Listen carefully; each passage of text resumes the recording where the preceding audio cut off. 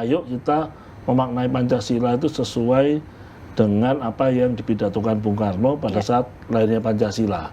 251 dari 4 siswa ya itu sudah tidak ini sama Pancasila sudah tidak care, sudah tidak ini. Sudah apatis gitu mungkin ya. Sudah tidak percaya lah, tidak peduli ya. Itu 1 dari 4 siswa. Ya, ini kan angkanya sekitar hampir 25%. Ya. Ini kan menurut saya mengerikan, ya. Karena mereka inilah yang akan membentuk Indonesia di masa depan. Betul. Adalah sekolah-sekolah Kristen, tapi ada pondok-pondok ya. Jadi kapan mereka bisa ketemu ya? Ini harus didesain supaya mereka saling ketemu ya. Supaya apa? Ya, inilah wujud kebersamaan persatuan Indonesia dalam level anak-anak sekolah ya. Mulai dari hal yang sederhana aja. Antri misalnya. Ya, kita kan ya seringkali nggak mau antri. Ya. Padahal antri itu bagian dari kemanusiaan yang beradab. Ya, karena dengan kita antri kita memanusiakan manusia yang lain. Yes, ya. Betul. Nah, kita harus berpikir bahwa tujuan kita berbangsa dan bernegara ini adalah bagaimana supaya Pancasila betul-betul terwujud di Indonesia. Nah, dengan cara seperti itu, maka saya yakin Pancasila bisa tetap terjaga di bumi Indonesia.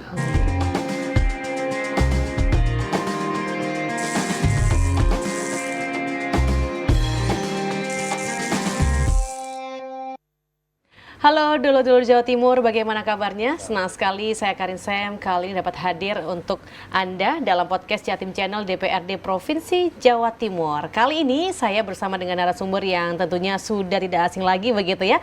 Beliau adalah anggota Komisi A DPRD Provinsi Jawa Timur dan tentunya berasal dari fraksi PDIP Dapil Jatim 1 Surabaya dan beliau ini adalah sosok yang juga aktif sebagai sekretaris fraksi. Tidak lain tidak bukan adalah Bapak Yordan M. Bataragoa STMSI atau yang biasa kita sapa dengan Pak Yordan. Assalamualaikum Pak Yordan. Waalaikumsalam warahmatullahi wabarakatuh. Apa kabar hari ini? Baik, luar biasa. Luar biasa. Terima kasih Pak sudah mampir ke podcast kami begitu ya untuk kita bisa membahas mengenai satu topik yakni tentang metode sosialisasi Pancasila. Ini luar biasa sekali karena Pancasila ini untuk saat ini adalah hal yang tentunya harus dipegang oleh masyarakat khususnya generasi muda juga. Begitu ya Pak Yordan ya? Iya, betul.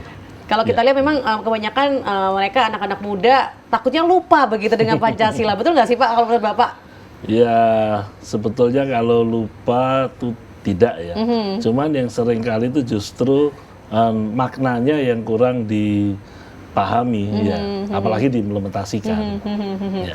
Betul sekali dan saya dengar Pak Yordan adalah sosok yang selalu menjadi garda terdepan begitu ya untuk yang namanya sosialisasi terkait Pancasila yang tentunya di era tahun 2025 ini harus terus digaungkan khususnya bagi anak-anak generasi muda begitu ya. Nah, bicara mengenai Pancasila, kalau menurut Pak Yordan sendiri apa nih makna Pancasila dalam konteks kehidupan berbangsa dan bernegara untuk era saat ini?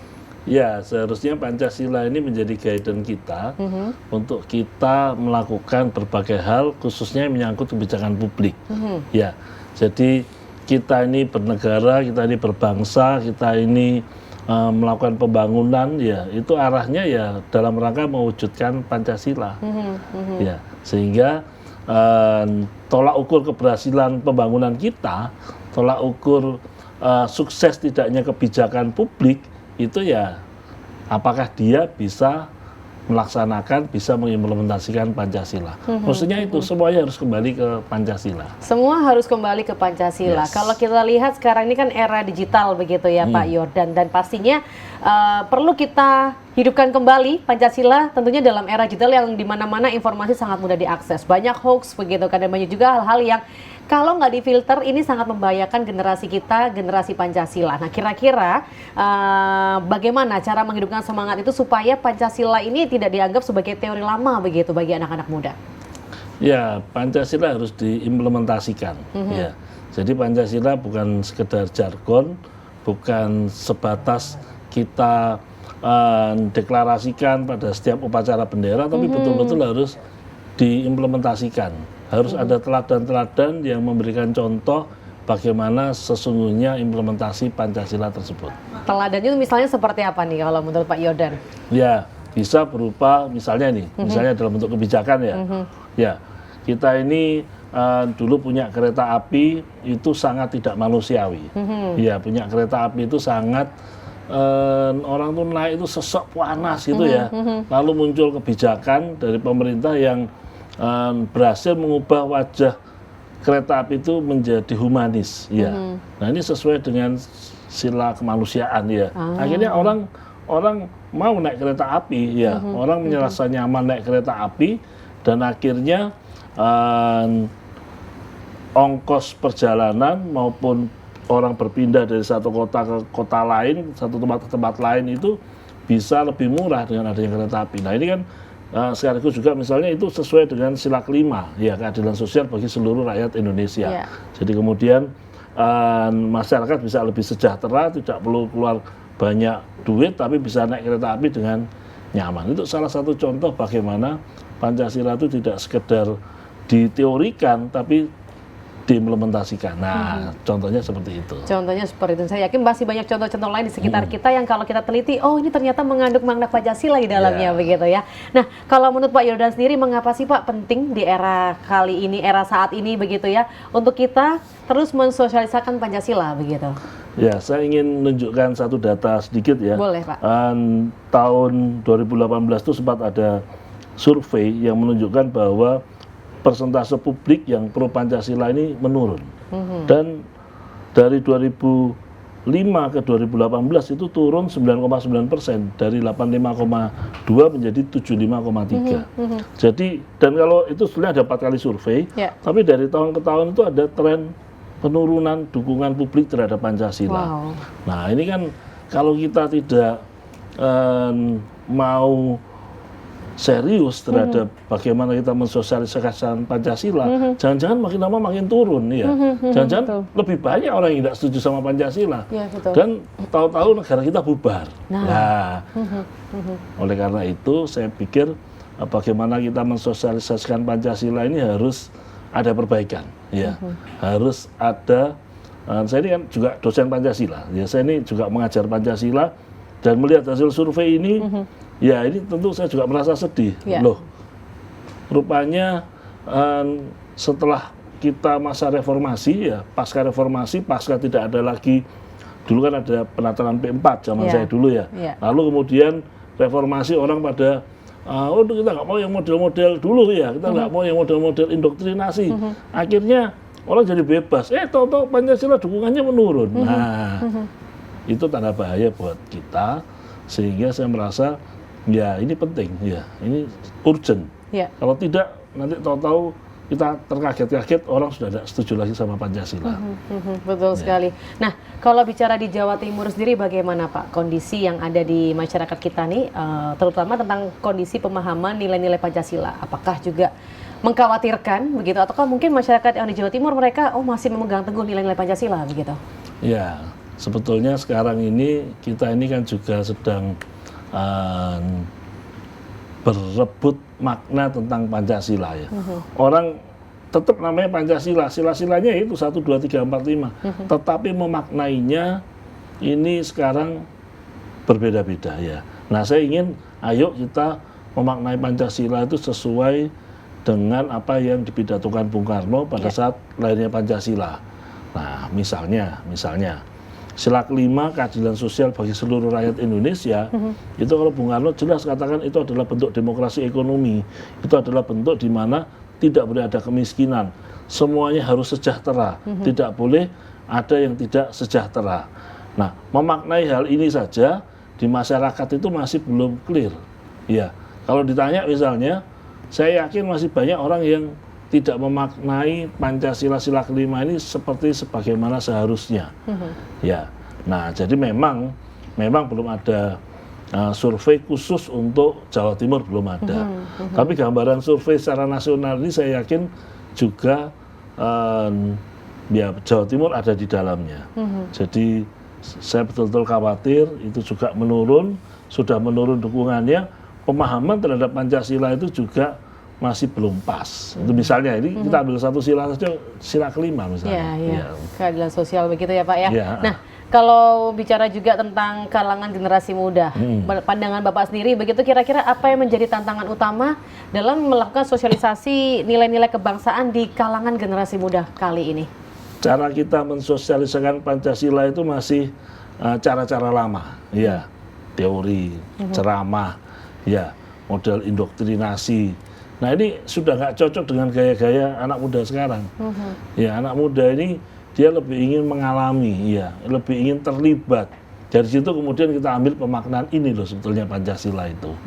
Jadi tantangannya ya kita tidak bisa menggunakan cara-cara yang lama. Kita harus pakai cara-cara yang kreatif, cara-cara yang mereka lebih terlibat dalam pengalaman. Dan sayangnya belum ada panduan baku terhadap hal itu. Jadi akhirnya kita meraba-raba. Saya pernah kemudian mencoba merumuskan sendiri bagaimana kita memahami Pancasila.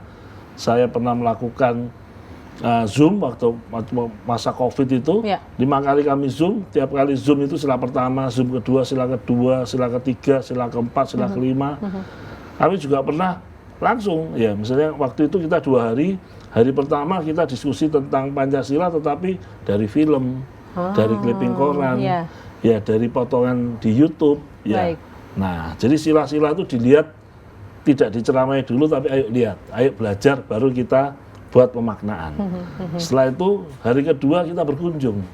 Ya, berkunjung waktu itu di Surabaya masih ada Kampung 1001 Malam.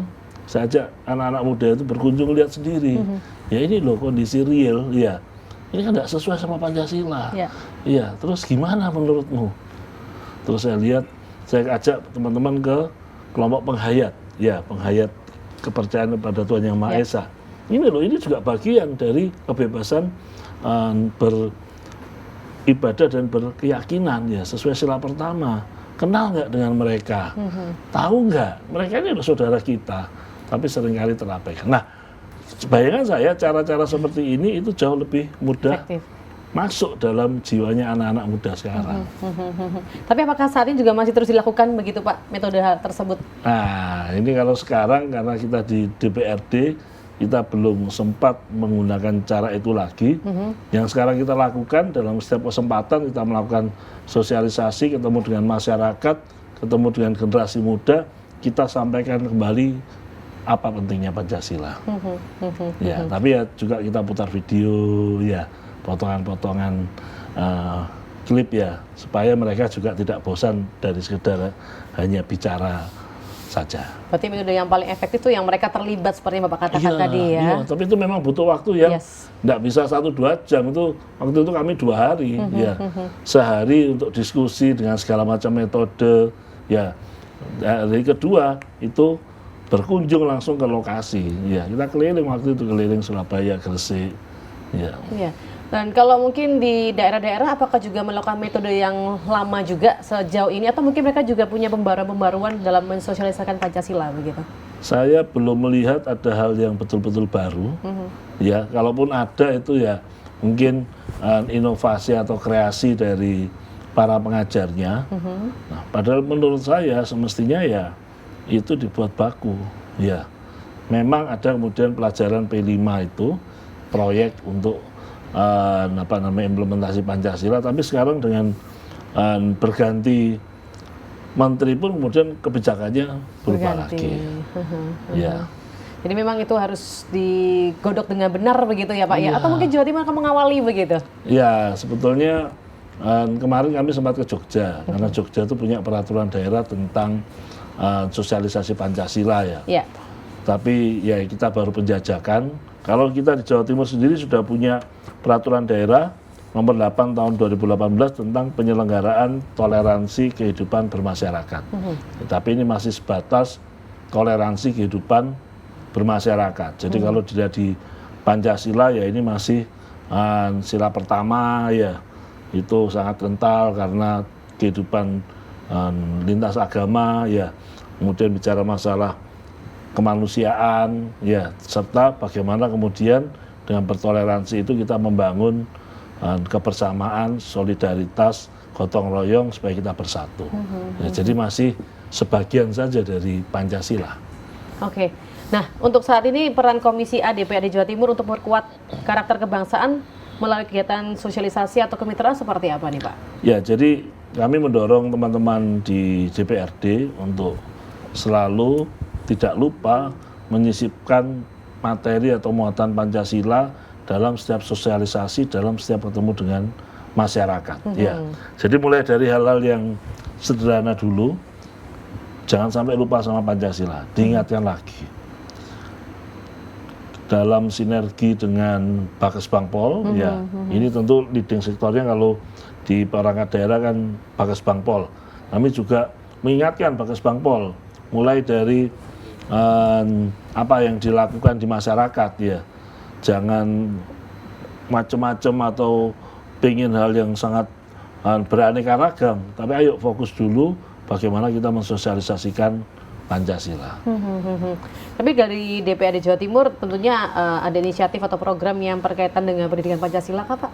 Kalau sampai sekarang masih belum, ya sampai sekarang masih belum ada program yang khusus tentang Pancasila belum, ya. Kita ya itu tadi kita masih coba lihat di Jogja kemarin kita berkunjung, dan kita lihat bagaimana mereka mensosialisasikan Pancasila dan itu dituangkan dalam peraturan daerah istimewa Yogyakarta. Baik, nah Pak, kalau bicara tentang media sosial, ya. Ini kan sebagai sebuah wadah yang sangat masif begitu ya untuk menyebarkan informasi. Apakah media sosial ini bisa digunakan untuk menjadi sebuah sarana yang efektif untuk bisa menyampaikan nilai-nilai Pancasila? Pandangan Pak Yordan? Sangat-sangat bisa, sangat-sangat bisa. Kalau dulu zamannya Facebook, kemudian Instagram, sekarang TikTok, ya justru kita harus menyesuaikan dengan apa yang digemari oleh masyarakat, ya kita harus mengikuti supaya kita juga tidak ketinggalan zaman, ya maka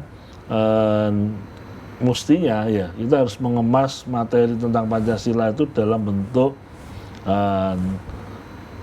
real ya atau bentuk yang bisa masuk dalam TikTok, dalam YouTube bahkan sekarang ya supaya orang paham apa itu Pancasila, ya.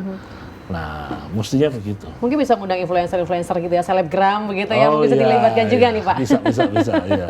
Nggak cuma bicara masalah makanan aja.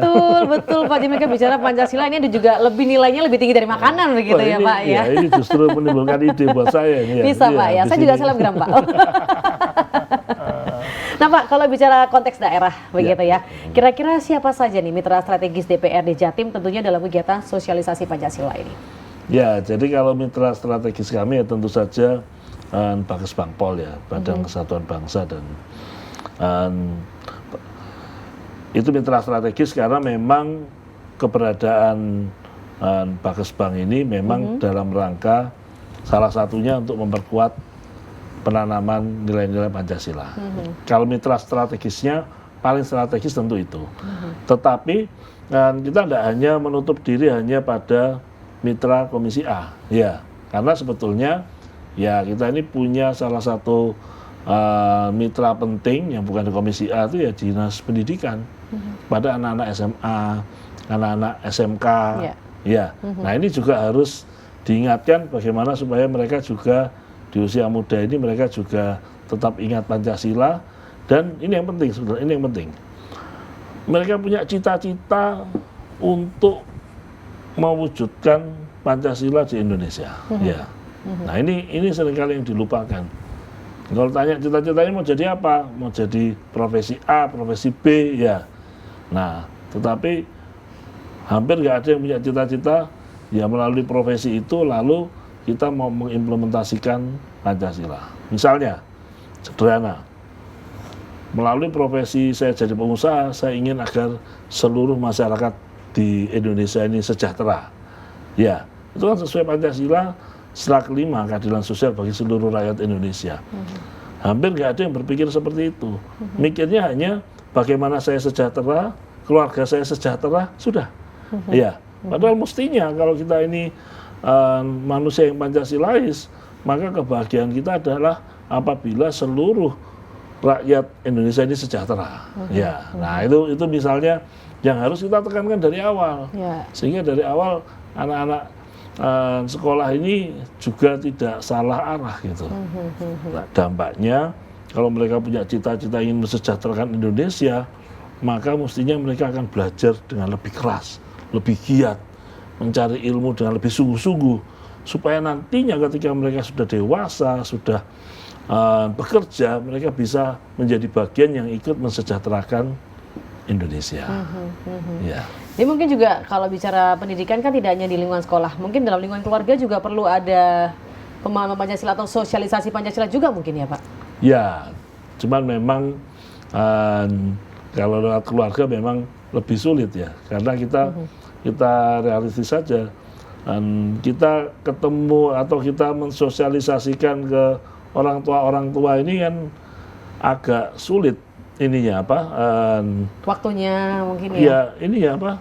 Mekanismenya ya. Kalau anak-anak sekolah gampang, lihat di sekolah masing-masing ya. Mereka ada jam pelajaran ya. Tinggal kemudian bagaimana kita memastikan mereka ini jadi manusia yang Pancasila. Karena begini, ini juga data yang menurut saya juga agak mencengangkan ya.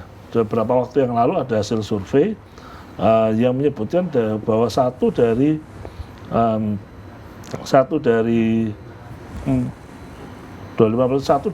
siswa ya itu sudah tidak ini sama Pancasila, sudah tidak care, sudah tidak ini. Sudah apatis gitu mungkin ya? Sudah tidak percaya lah, tidak peduli ya. Itu satu dari 4 siswa. Ya, ini kan angkanya sekitar hampir 25% ya. Ini kan menurut saya mengerikan, ya. Karena mereka inilah yang akan membentuk Indonesia di masa depan. Betul. Kalau mereka sendiri tidak punya cita-cita Indonesia ke depan seperti apa, ya jangan-jangan ke depan tahu-tahu Indonesia buyar. Betul. Jadi seperti negara di Eropa yang Yugoslavia yang kemudian hancur berantakan atau bahkan perang saudara. Betul. Ya. Wow. Cukup mengerikan kalau membayangkan Pak. Kita minum dulu mungkin ya supaya siap. tidak terjadi hal demikian begitu Pak. Mari Pak silakan. Ya, terima kasih.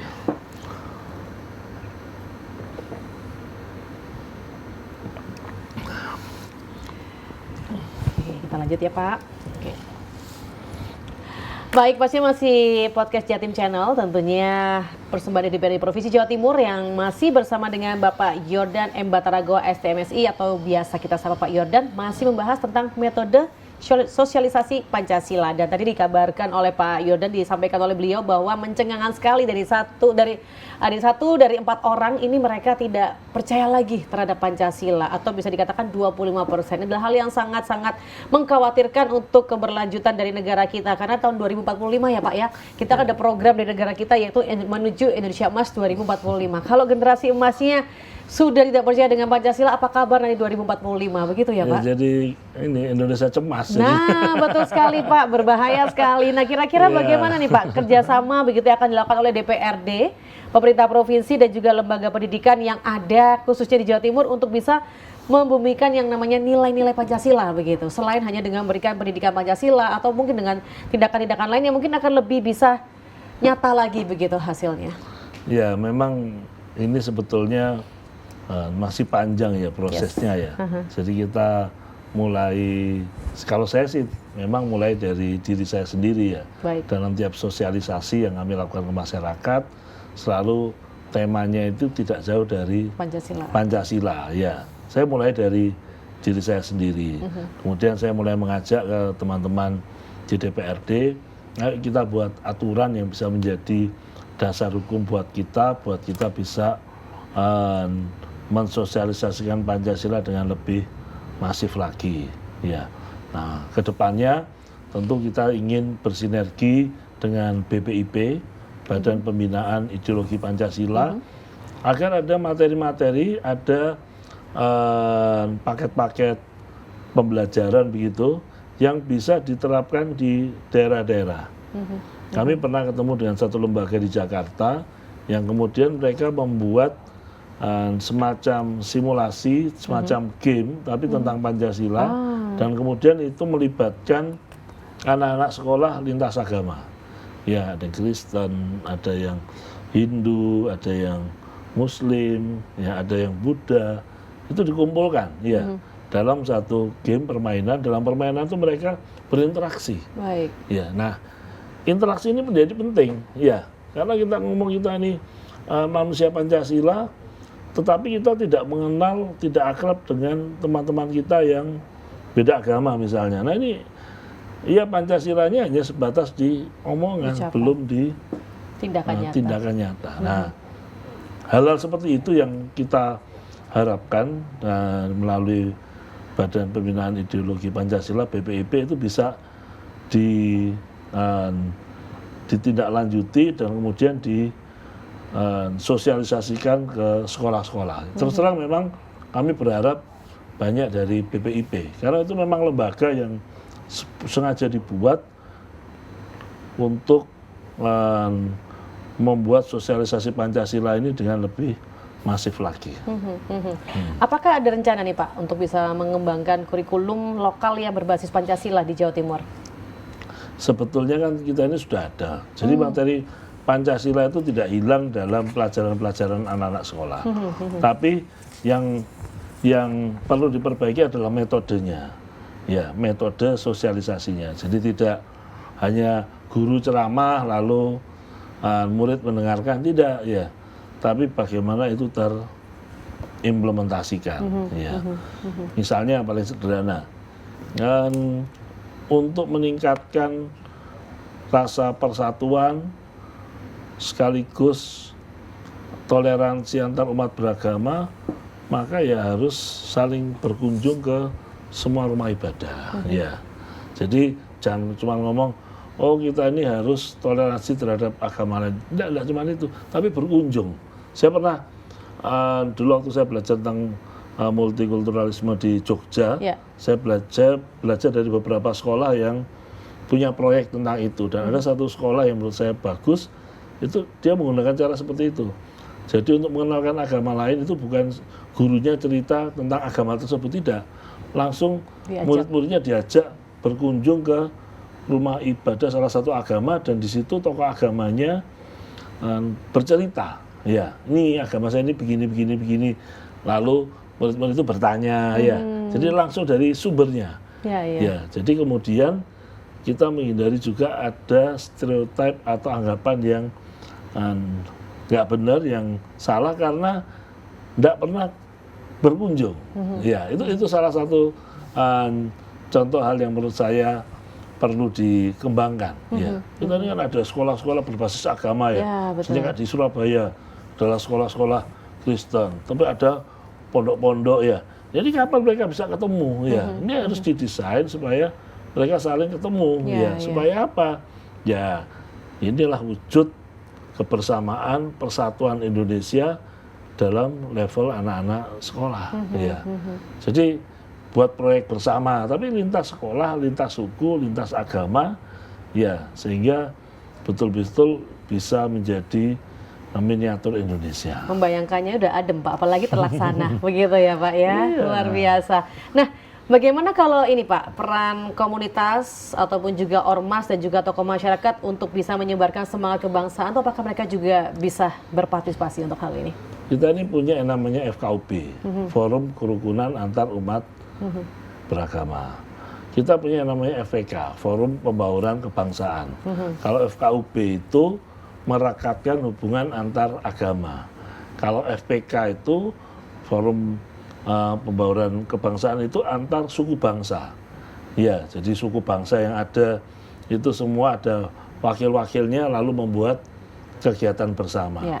Dan ini adalah organisasi yang didukung oleh pendanaannya, ya, didukung oleh pemerintah juga. Karena dia di-SK-kan oleh pemerintah. Nah ini yang menurut saya harus bekerja lebih intensif, ya, merangkul semua ormas berbasis agama, ormas berbasis suku, ya, supaya perbedaan ini menjadi sinergi yang saling menguatkan, bukan lalu kemudian saling menyerang, saling menjelekkan, dan akhirnya kita ini tidak harmoni. Terpecah belah begitu. Betul. Ya Pak ya. Nah, kira-kira kalau yang kita lihat sekarang kan banyak sekali program sosial yang dikaitkan dengan nilai gotong royong. Pandangan Bapak, apakah ini bagian dari implementasi Pancasila versi modern begitu?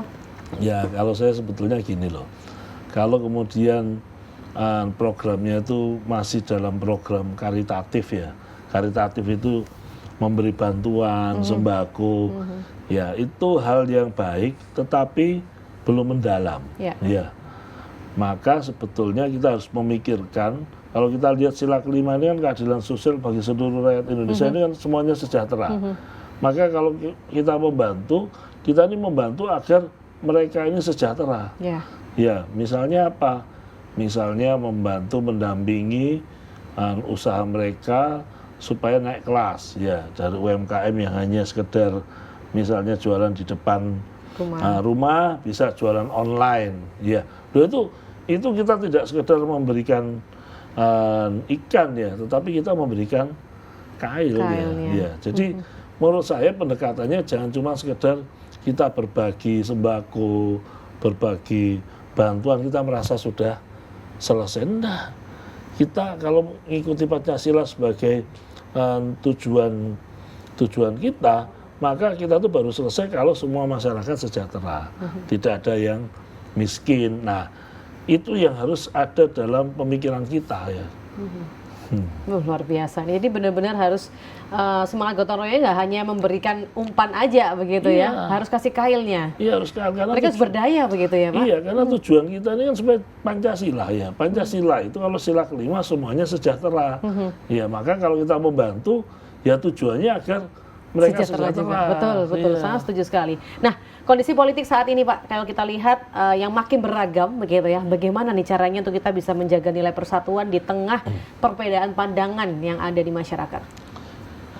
Zaman dulu, zaman Orde Lama itu juga pemikiran politik sangat beragam. Tetapi hubungan antar pemimpin itu juga sangat erat. Ya.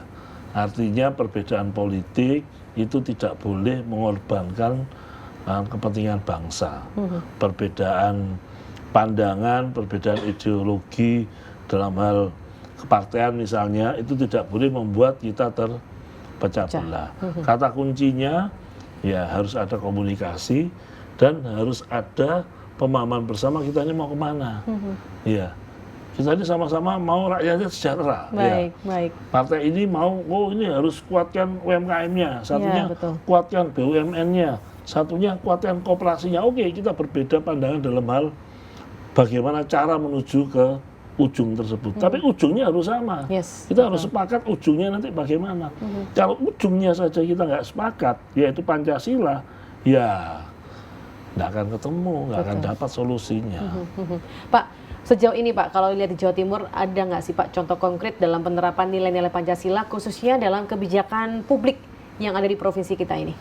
Ya, kalau dalam hal kebijakan publik misalnya, dalam hal kesejahteraan misalnya ya, salah satu contohnya misalnya kita lihat di Banyuwangi misalnya, nah itu kan bagaimana kemudian jalan-jalan diperbaiki dan itu kemudian bisa membuat rakyatnya ekonominya meningkat, ya, memilih potensi pariwisata itu harus melibatkan masyarakat sehingga kesejahteraan masyarakat itu juga terangkat seiring dengan meningkatnya potensi pariwisata. Misalnya seperti itu.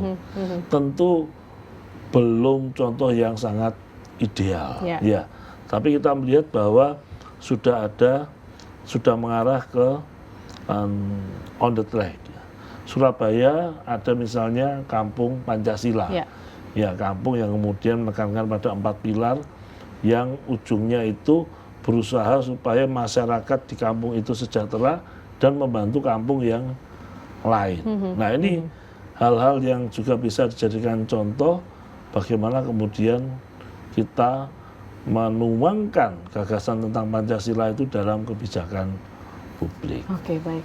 Tadi saya sempat bertanya tentang ormas-ormas yang dimana komunitas dan juga tokoh masyarakat yang mereka juga bisa menyebarkan semangat kebangsaan. Nah, bagaimana dengan para pemuda, Pak? Apakah para pemuda ini juga bisa berperan dalam menjaga ideologi bangsa di tengah era globalisasi yang begitu luar biasa ini? Ya harus bisa, harus bisa. Kalau nggak bisa, ya terus gimana masa depan bangsa kita?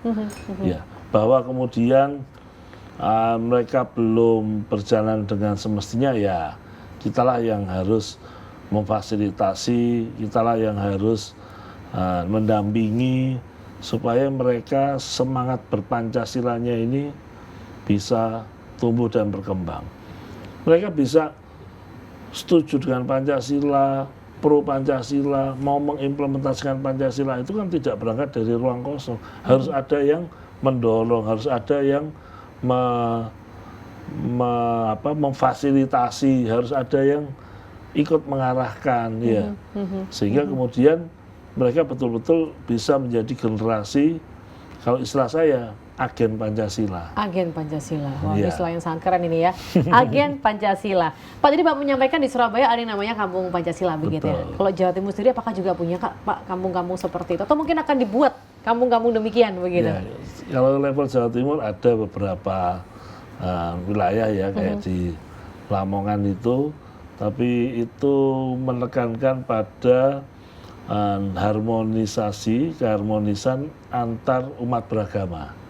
Ya, jadi wilayah yang ada banyak pemeluk agama yang berbeda-beda, Ya. lalu mereka hidup harmonis dengan beribadah sesuai keyakinannya, tapi kemudian pada acara-acara tertentu mereka sama-sama gotong royong. Ya, jadi kalau saya lihat di level Jawa Timur yang namanya Kampung Pancasila masih sebatas itu. Nah, kalau di Surabaya ini lebih dari itu, ya, juga ada perihal masalah ekonomi, ya, supaya kemudian yang kuat membantu yang lemah, ya. Jadi ada juga upaya untuk mewujudkan kesejahteraan bersama di kampung itu, bahkan juga kemudian membantu kampung yang lain. Jadi kalau Surabaya Kampung Pancasila itu dia juga sudah bisa membantu kampung yang lain. Wow, luar biasa ya keadilan sosial bagi seluruh rakyat Indonesia diimplementasikan di situ ya Pak ya. Iya. Nah, saya dengar Bapak juga sebagai seorang pendidik dosen mata kuliah Pancasila. Iya. Nah, sebagai politisi dan juga akademisi bagaimana mengajarkan nilai-nilai Pancasila pada para mahasiswa? Ya, saya pernah bereksperimen sebetulnya, ya. Saya lihat bahwa mereka ini harus down to earth, ya. Artinya mereka harus membumi. Maka saya bagi antara ini yang waktu saya mengajar waktu itu di kampus yang isinya menengah ke atas, ya. Maka dari awal kuliah sampai UTS saya minta mereka untuk mencari orang miskin, ya, di sekitar kampus atau di sekitar tempat mereka harus cari tahu kenapa dia bisa jadi miskin, ya. Jadi mereka harus tahu wajah kemiskinan itu seperti apa. Di situ ada mereka yang sedih karena tidak bisa bayar uang sekolah, sedih menangis karena tidak punya uang cukup untuk makan dan lain sebagainya. Mereka harus tahu itu, mereka harus bertemu itu, ya. Nah, selain juga harus mencari tahu kenapa orang kok jadi miskin. Nah, setelah itu pasca UTS cari solusinya. Datangi RT, datangi RW, kelurahan. Kalau mereka butuh, waktu itu BPJS belum seperti sekarang, ya. Maka ya diuruskan BPJS-nya. Kalau butuh tentang UMKM dicarikan solusinya, ya. Jadi saya ngajak mahasiswa untuk tahu kondisi di masyarakat dan langsung cari solusi. Ya, nah itu menurut saya metode yang membuat mereka punya bekal berharga untuk mereka nantinya bekerja, ya. Karena kalau mereka tidak punya pengalaman seperti itu, nanti mereka ketika kerja menghadapi orang miskin ini pandangannya ya biasa ya, aja. Ya Tidak bukan ada empati biasa, gitu ya. tidak ada empati, Betul, tidak ada betul. empati, ini bahaya. Ya, padahal kalau kita ngomong Pancasila, ya nggak boleh ada orang miskin itu, ya. Maka kita bisa mewujudkan Indonesia tanpa ada kemiskinan, ya pertama kita harus punya empati, ya. Dan kemudian kita berusaha cari solusi. Wow, ada empati muncullah solusi. Yes. Luar biasa. Bicara masa depan Indonesia, Pak, apa kira-kira metode yang paling ideal untuk kita melakukan sosialisasi Pancasila menurut Pak Yordan? Ya, menurut saya kalau dulu itu kan ada model simulasi P4 dulu ya. pakai dadu, ya pakai semacam monopoli atau ular tangga. Ya, kalau dulu seperti itu. Kalau sekarang zamannya sudah berubah, ya kita harus memanfaatkan media sosial, pakai film-film pendek, ya, atau mungkin ciptakan kreasi berupa lagu, atau mungkin berupa tarian, atau mungkin storytelling tentang bagaimana nilai Pancasila yang betul. Tapi juga yang tidak kalah penting adalah teladan. Ya, teladan. Bagaimana kemudian mereka juga harus punya teladan bagaimana generasi yang sudah usianya di atas mereka itu juga mengimplementasikan Pancasila dengan benar. Mulai dari hal yang sederhana aja, antri misalnya. Ya, kita ini kan ya seringkali nggak mau antri. Ya. Padahal antri itu bagian dari kemanusiaan yang beradab. Ya, karena dengan kita antri kita memanusiakan manusia yang lain. Yes, ya. Betul. Dan menunjukkan bahwa kita ini sebagai bangsa yang beradab, ya, mau antri itu dari hal yang simple, sederhana, ya. Baik. Tidak suka kebut-kebutan di jalan, mau tertib lalu lintas, ya. Yes, betul. Ya. Kalau itu nggak terjadi, maka susah juga kita mengajarkan Pancasila ke generasi muda. Ya. Dulu kalau orang naik bis ada kursi, kita duduk, lalu ada orang tua yang butuh duduk, ya kita. Nah itu kan budi pekerti semacam itu yang sekarang sudah mulai luntur, ya, bahkan hilang, ya. Dan itu harus ditekankan lagi untuk saat ini. Ini perkara memanusiakan manusia, itu kan. Baik. Ya. Nah, Pak, saya yakin masih banyak yang harus kita gali, tapi sayang sekali waktunya yang sangat terbatas. Tapi saya yakin Bapak punya sedikit pesan begitu ya, khususnya bagi masyarakat Jawa Timur terkait Pancasila, khususnya bagi masyarakat Surabaya dari Dapil 1. Boleh Pak, singkat saja. Ya, jadi saya sangat berharap kita ini mau mensosialisasikan Pancasila dengan cara kita masing-masing di tempat kita berada. Apapun yang kita lakukan, kita harus berpikir bahwa tujuan kita berbangsa dan bernegara ini adalah bagaimana supaya Pancasila betul-betul terwujud di Indonesia. Nah, dengan cara seperti itu maka saya yakin Pancasila bisa tetap terjaga di bumi Indonesia. Amin. Baik Bapak, terima kasih banyak untuk insight-nya pada hari ini. Semoga nilai Pancasila bisa terus membumi begitu ya untuk masyarakat Jawa Timur khususnya dan juga Indonesia pada umumnya. Semangat terus Pak mengawal terus Pancasila bersama dengan teman-teman dari Komisi A DPRD Jawa Timur. Terima kasih sekali lagi Pak Yordan. Ya, sama-sama. Sehat selalu Bapak. Terima kasih juga. Ya. Dulu-dulu Jawa Timur, saya Karin Sem pamit. Wassalamualaikum warahmatullahi wabarakatuh. Waalaikumsalam. Boleh.